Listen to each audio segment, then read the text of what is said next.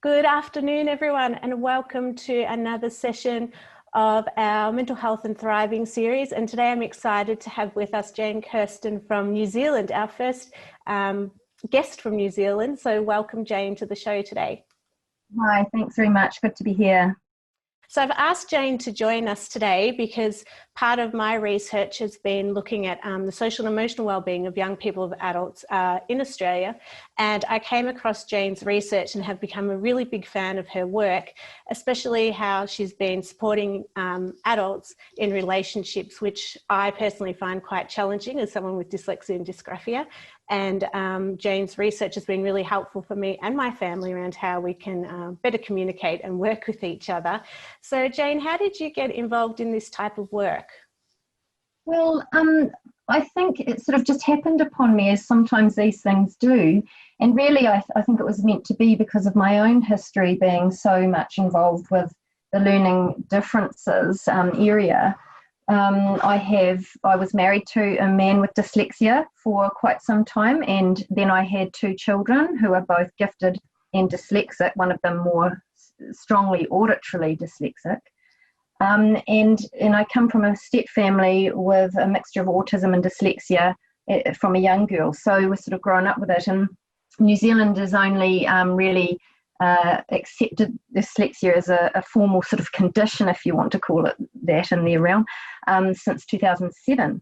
So way back there, no one really understood it, and our family went through a lot of stress, and I saw that stress, and so it sort of was just sitting with me. And then our own family, you know, we really struggled, and there was a lot of difficulty, and really not understanding didn't help. And then slowly but surely I started to get very curious about it, and that's sort of what my mind is, quite a curious mind. And in the end, I decided I wanted to study this for my master's, and so I wanted to do my master's in it. And so I did my research looking at dyslexia and intimate relationships, and with the question of does it affect the relationship, and found that it does in four very distinct ways. So really, my background came from personal experience first. And because I've worked in private counselling and psychotherapy practice for 21 years now, I ended up specialising with dyslexic children and adults, and mainly now just adults and families. And so today we're talking a little bit about dyslexia, and we're talking about how it affects us, particularly through COVID, and then we will do a podcast that goes into more depth around your findings. But what were the four key areas that you found that affect us? Well, basically, firstly, what I found was that it affects communication. And this is the big thing that I think is key, is that, you know, the myth out there is that dyslexia is only a reading, writing, spelling issue or difficulty. And actually it's not. It affects so much more than that. And so my findings were very strong around dyslexia affecting communication, in numerous areas, which I'll go into more in the podcast. Executive functioning, so things like planning, organising, sequencing, timekeeping, and remembering dates and things like that. And the most interesting finding that all of my participants said was that it mostly affected them emotionally. And I was very interested in that, and then did an adjunct study off the side to look more closely at that. And of course, all of those affected connection. Well, I've definitely found communication, particularly if I'm starting to get into a heavy discussion with my partner, that it feels like your brain just shuts down and you just can't, even though normally I'm quite articulate, you can't get the words out, or you end up putting yourself into circles where you just get so confused about what you're trying to argue about or discuss, debate, that it ends up really messy. Is that something that you've found? Absolutely, yes. And in arguments particularly, they ended up quite circular, so never getting anywhere and just going round and round. And so much is about the pressure on the dyslexic partner to try to find the words if they're married to or partnered with a non-dyslexic who's not struggling to find the words. And I described it like the seas of Cape Agulhas, which is the southernmost tip of the African continent. People think it's the Cape of Good Hope, but it's not. This is further south, where the two warm and cold currents meet. And it's turbulent. There's a lot of shipwrecks there, but it's also the most fertile fishing ground of that end of the continent. So I think this describes it very well. And it's whether we can find a way to meet in that different way of thinking, because dyslexic people connect with the world differently, and non-dyslexic partners need to understand that.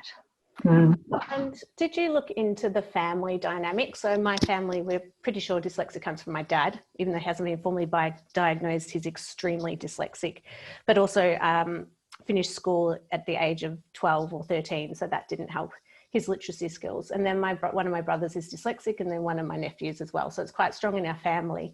And I just sometimes wonder if the way we were raised, because of my dad's dyslexia, it impacted our relationships because of that inability to communicate or to express himself, to remember things as well, like dates of birthdays and things like that, whether, you know, that played a big role in our family dynamics growing up. Yes, I see that a lot, and I see that in my practice a lot. And it's very hard, isn't it? Because it puts these points in the way for families connecting. And I think that it's important to say this, and that is that all families struggle. You know, there's trauma for a lot of people, or there's difficulties. We've all got different things going on. You know, all couples struggle with communication at times and emotional issues.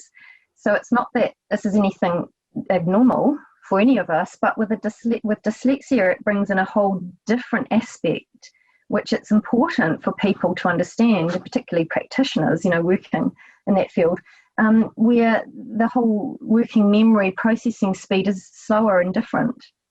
And so, yes, with families, it has this impact, which makes people more vulnerable, and it makes it more challenging for families. And I think the more awareness families have and the more understanding, the better. And to understand that this is like I kind of have this beach ball in my practice room, and when I travel I take it and it's got all these words on it that describe the difficulties for the couple or the family. And I throw the ball in the mix and say, let's remember there's a ball in the mix here. You know, this isn't about dad's inability. This is actually a thing that we're all sort of working together on.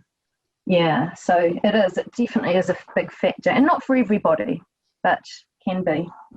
Yeah, well, I mean, because I wasn't diagnosed, so I was 27, so now being able to look back on our childhood and to have an understanding that dad's very similar to myself in a lot of ways in the way we communicate, it makes a lot more sense now as to how things unfolded as we were growing up.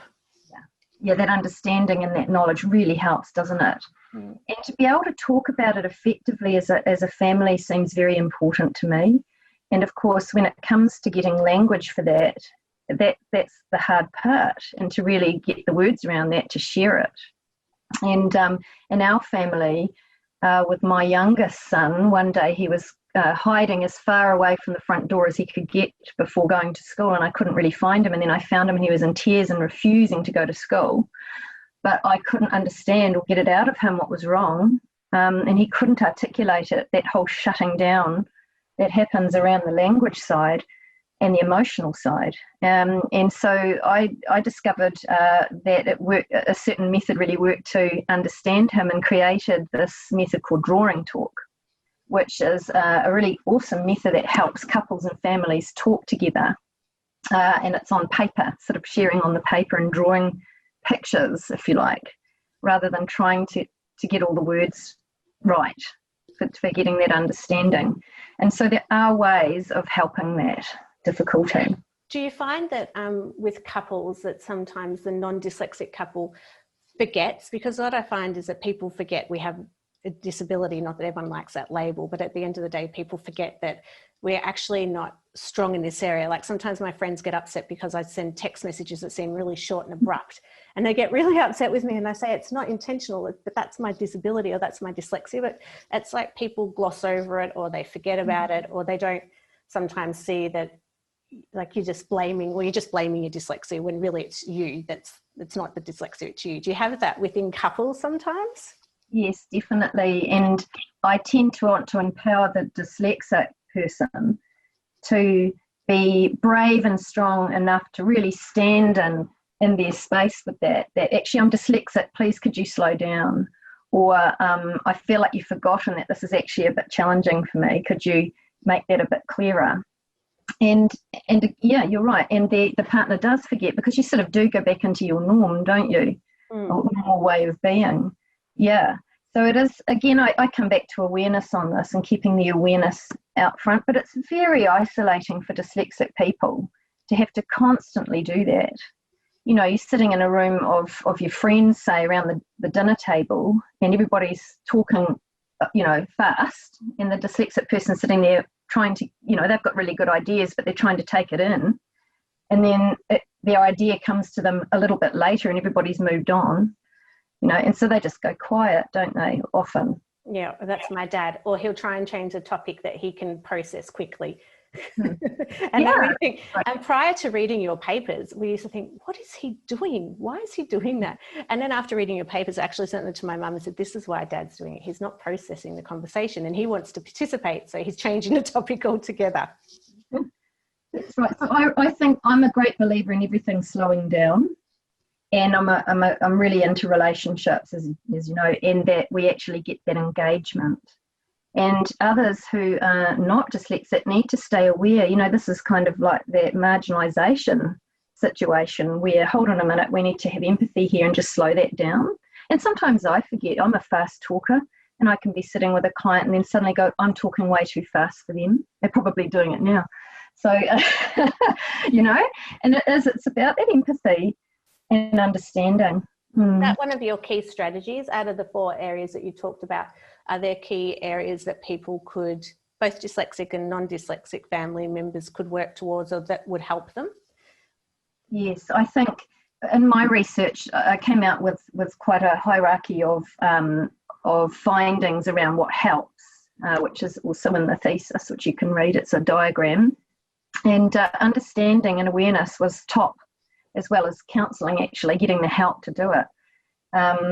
So yeah, it is about, well, primarily I think it's about understanding and having the empathy and recognising this isn't the person causing this, you know, because people end up blaming, like you said before, this dyslexic, you know, but actually it's not. It's a thing that they are also really living with, and it's affecting all of us. Can we work through this together? And so how have you seen it play out then with COVID? Because I think, you know, it's been hard to be empathetic when you're living with someone 24/7, or if you're homeschooling and working from home. And I mean, in Melbourne, we're still in lockdown, which has been extremely stressful for people. So how have you seen it play out for couples in our situation? Yes, well, I think you're right when we say, you know, most of us enjoy being married or in an intimate relationship, don't we? Except when we're together 24/7. And that's when it becomes, we are each other's fall guy in every way. So up comes the emotions. And I think what I've found across the board, the main issue has been that, you know, and I see that you've got a trauma segment, haven't you, coming up, or you've done some talk on trauma. I think it's you. You know, with COVID, trauma is about danger and trappedness. And it's a really interesting and important topic around the dyslexia field itself. So with lockdown, we are literally trapped. We are under control. We cannot do these things, and that can cause a heightened trauma response in general. I'm feeling it in general, and we've been talking about it in our field of counselling and psychotherapy. You know, it's hard to hold that trauma. So that means trauma levels are up. That means emotions come up. And my finding with that, and I'm generalising here, not every dyslexic person is the same as another, but dyslexic people, my finding is they tend to find it very hard to know what they feel, and feelings are not words, they're in the body, and then they find it hard to put a word to the feeling, and then it's very hard to regulate that feeling, and then to tell a loved one about the feeling. So if feelings come up high, and when we're up high, then we've got issues with one another. And that's what I'm finding mostly in the work I'm doing. Apart from communication, that's another issue. But the emotional side's hardest. So we end up reacting and yelling, and, you know, you get all of that shutdown and anger. Shutdown. Quality I know very well. That drives my partner insane. And it has been really weird because the other morning he was really grumpy, and I said, I'm your only work colleague right now. I think you should be a little bit nicer, but you've got to change from work colleague to then partner. And it's really such an unusual environment at the moment. So have there been some strategies to support people in this state that they're in at the moment? Yes, the first thing I've been saying about this is let's watch our expectations. We sort of go into having these expectations of our partner, like you're saying, they're our friend, they're our lover.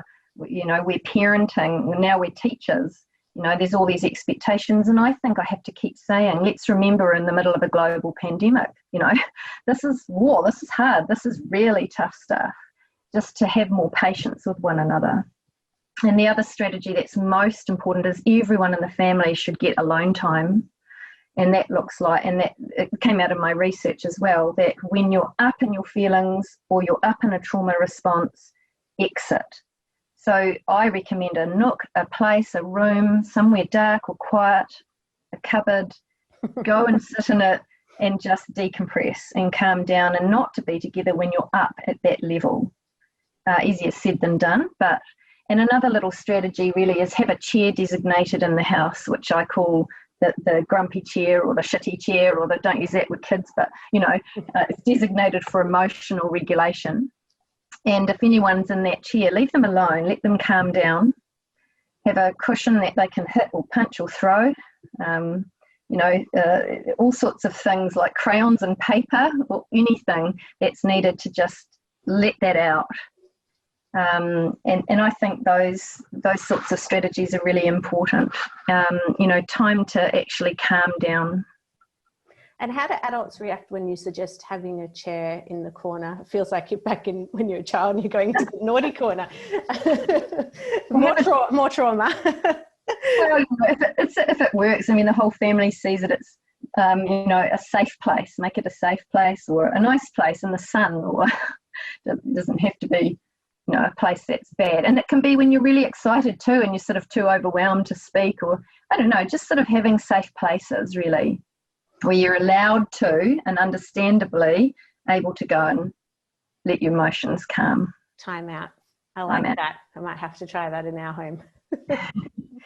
And do you, when you talk about trauma, are you talking from, because the research I've read has been a lot of dyslexic people hold trauma because of how they were treated in school and as children and young people.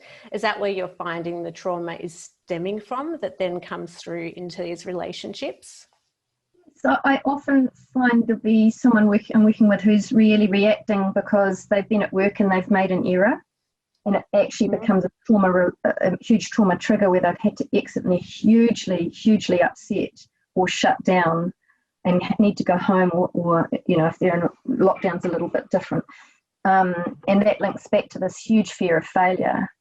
And one of the researchers, McNulty, that's part of my literature review, was saying that this happens or begins at a very young age, so kindergarten or preschool level, where they start to feel like they're different and they're not doing what everyone else is doing. And so the shame builds from that very young age. And I think there is a dyslexia trauma, and I see it a lot. And I think it's very important to talk about it and to understand it. It's interesting. It's starting to come out in my research. The word trauma is used quite a bit in adults from when they're growing up. It needs to be understood too what it actually is, and we should could at some point talk about that, because it is a specific thing in the body and in the brain. And we can use it, just throw it around when it might not be trauma at all. Yeah, but I think dyslexic individuals are usually they're moderately to very highly intelligent, and so the more intelligence, the more grey matter in the brain. The more grey matter, the more intensity of thinking and feeling. And so this is what I'm finding in my practice and in my research, is that and that doesn't mean others don't do this and only dyslexic people do, but the feelings just become intensely like whooshing through the system, and can become, someone can just go irate and then lose it. or keep suppressing the feelings, and actually working through them becomes very difficult. And that's what I find across the board in my work. So yeah, growing an emotional vocabulary and learning to regulate is important, and that includes trauma work. And so with the clients that come through, do they identify as having higher intelligence? Because I know you were talking about your children are gifted, and that's certainly not something that I found myself. And with the other dyslexics I've worked with, some of them have extremely high intelligence, and we're going off track a bit here. But have you noticed that the clients coming through generally are at that higher end, or it's just a mix? It's a mix, moderately high. Yeah, moderate to high. And I think it brings differences if you've got a gifted and dyslexic connection, which is twice exceptional, or 2E, and that brings other factors in. Yeah. So, I mean, again, you meet one dyslexic person, you meet one dyslexic person. Yes, Yeah. They are very, very different in many ways. And it's interesting because, I mean, I think I've done 40 different podcasts now, and the majority of them are with dyslexic people. And I always think, I wonder if we're going to stop this, because at some point we must saturate the market with these stories, but everyone's story is so unique and different that I think we could continue forever if possible, and it would still, you'd pick up something and it'd be different all the time. So actually, can I say something about that? I really encourage, I'm so, moved by what you're doing, and across the world there's more people putting more of this sort of work out there. There's still so little known, and especially in the social emotional field, the research field is absolutely run with education, reading, writing, literature on that, but still very little on the social and emotional side, very little research being conducted, and very little on adults. And we need to talk about it. We need more understanding. I really still find it very, very hard when I hear things in our country where people just really don't get it. And like my youngest son, when he was at school, his dean was an English dean at high school, and knew nothing about dyslexia at all. And when I started talking to him, he says, "Oh, I've never learned anything about this." That's in high school. So we need to be really keeping on talking about it. So early days, let's keep going.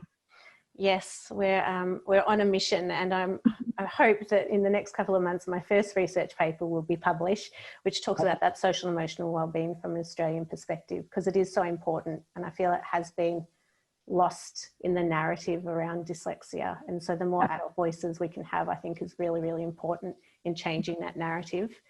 So thank you so much. Are there any last tips or points before we wrap up? And we've got a few guests, so we'll just check to see if anyone's got any questions as well, if that's okay. There's so much to say, and I think in the podcast I can go a bit more into my research side of it. But I really love hearing from dyslexic people's voices themselves, and I think this is the point, is that this is about encouraging your voice, their voice. I'm not dyslexic, but I've lived so much in it and practiced in it that I feel like I can talk about it, but I'll never fully understand because I'm not, so I have a huge respect, and I think that it's about really having these voices forward and heard more and more and more. So that's what I really wanted to add.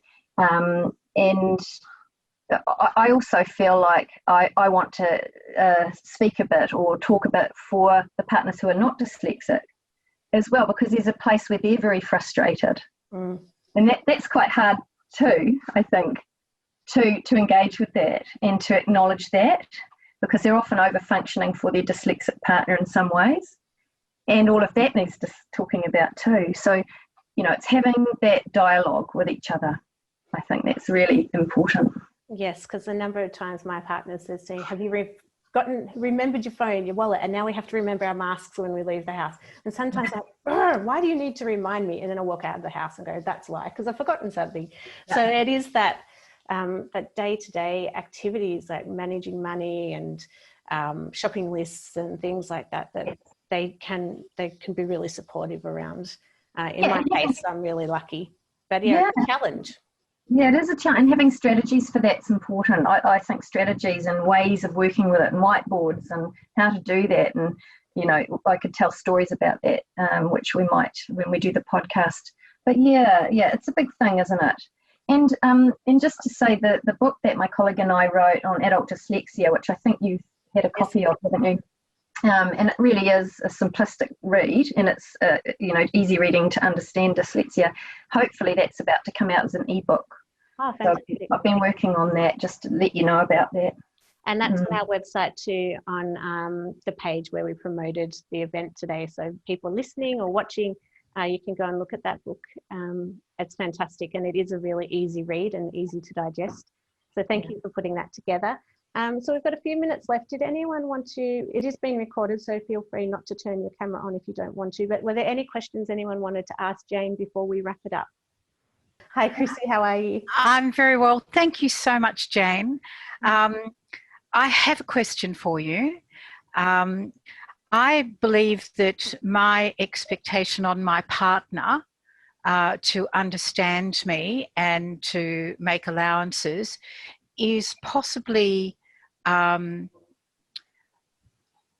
over above and beyond perhaps what someone can do. I think I've got very high expectations that they should understand and should do things. Do you have any advice of how I can maybe keep myself in check, or what I can do to remove such high expectations? I can tell because of the gasps of air that, come out from him on occasions. I think it's the challenging practice of being okay with asking for what we need, and that allowing the other person to say no and not want to do those things, and be able to handle that, and hold the feelings around that.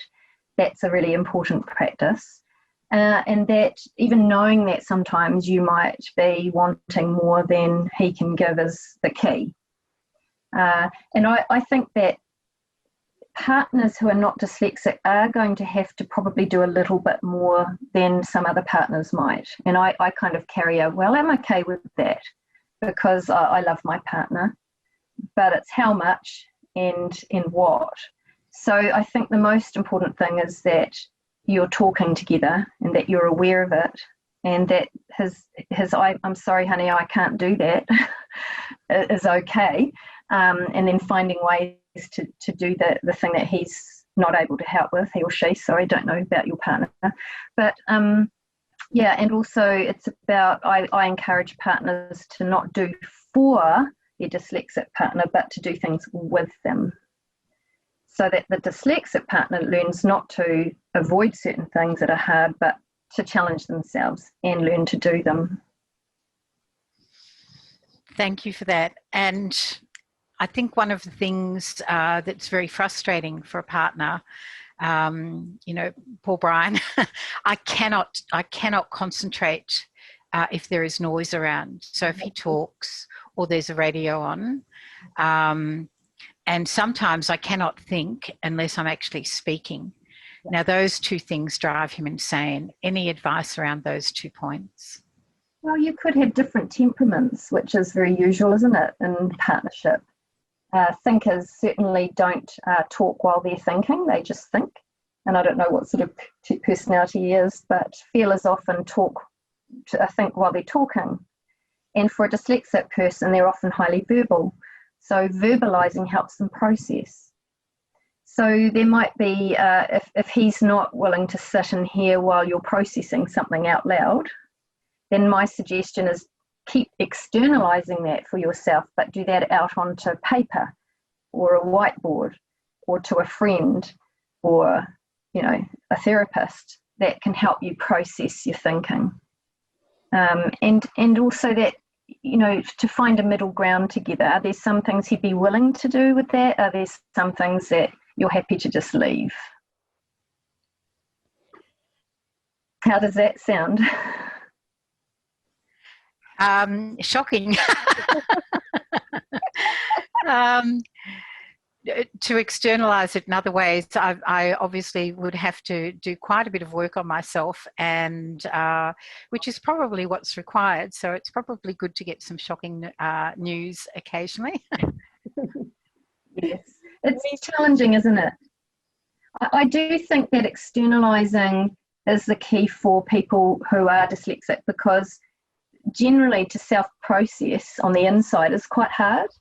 It's like in counselling, we do something called person-centered therapy, and that whole therapeutic method says or believes that an individual can process on the inside quite well.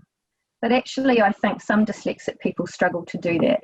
So the more external you can be verbally, or drawing, or writing, or listing, or I don't know, putting stuff up onto a board, the better. So if it's scary for you or hard or challenging, just give it a go, do a little bit, get a little bit more safe with it, feeling better about it as you go. One of the strategies we have, Chrissy, for noise is we turn the ads off all the time on the TV or on the radio, and then that's when we communicate with each other. Because I don't know what it is with dyslexia, but processing noise when you're trying to concentrate, and the older I get, the harder and harder I'm finding it. I just have to have silence. Silence is my idea. Yeah, can I speak into that for a moment? Yeah, sure. I think it's a really important point. I'm sorry, I missed that before. Kjersten, sorry about that. I think that it's a sensory thing. And so, you're taking on so much information, and we could go into the causes of dyslexia and talk neuroscience here, but obviously not the forum for it, about, what is this about in terms of sensory input.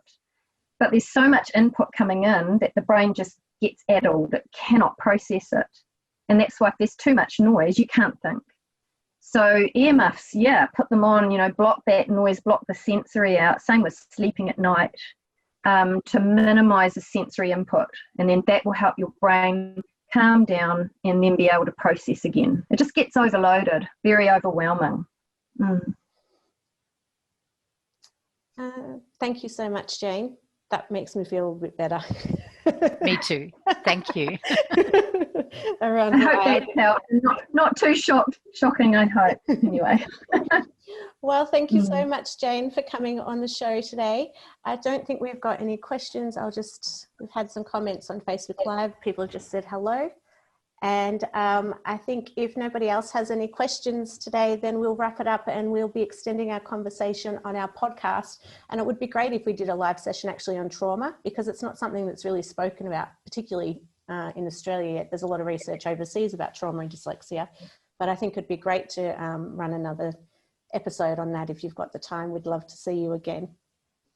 Yes, absolutely. And as a trauma therapist, I've done a lot of work with it. And now what I'm doing is trying to link that trauma training into the linking of the dyslexia field, and trying to bring that as an understanding around the emotion. So I think, great, let's talk about it, because it's prevalent. There's a lot of people struggling with that right now. Well, thank you so much again for coming on the show. And for those watching and listening, please don't forget that this is the third in our Mental Health and Thriving series, but also our Faces of Dyslexia campaign is running at the moment in line with National Dyslexia Awareness Month, which launches on the 1st of October. So we look forward to showing you more portraits, and please, voting has opened. So come and have a look at the website at deardyslexic.com. Thank you all again for coming today. Thank you, James. Stay safe and well in New Zealand. And I look forward to talking to you again shortly. Thanks. Thank you.